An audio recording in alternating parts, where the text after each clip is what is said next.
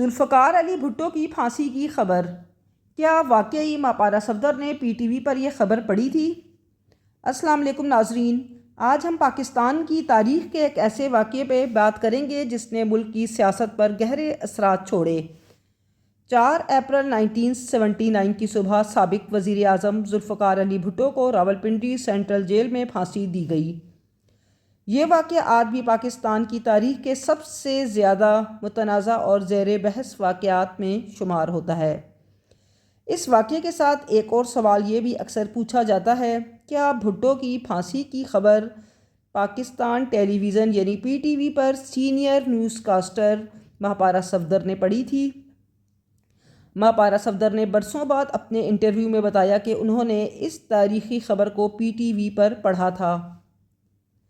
ان کے مطابق یہ ان کے کیریئر کے مشکل ترین لمحات میں سے ایک تھا، کیونکہ پورا ملک اس خبر کا منتظر تھا اور فضا انتہائی سوگوار تھی۔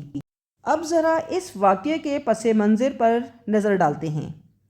1977 میں جنرل محمد ضیاء الحق نے مارشل لا نافذ کیا۔ اس کے بعد ذوالفقار علی بھٹو کو گرفتار کیا گیا اور ان پر ایک قتل کے مقدمے میں مقدمہ چلایا گیا۔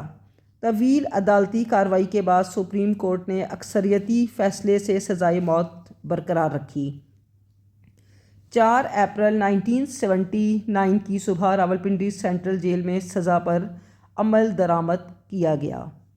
یہ خبر پورے پاکستان اور دنیا بھر میں تیزی سے پھیل گئی۔ مختلف ممالک، عالمی رہنماؤں اور انسانی حقوق کی تنظیموں نے اس فیصلے پر مختلف رد عمل کا اظہار کیا۔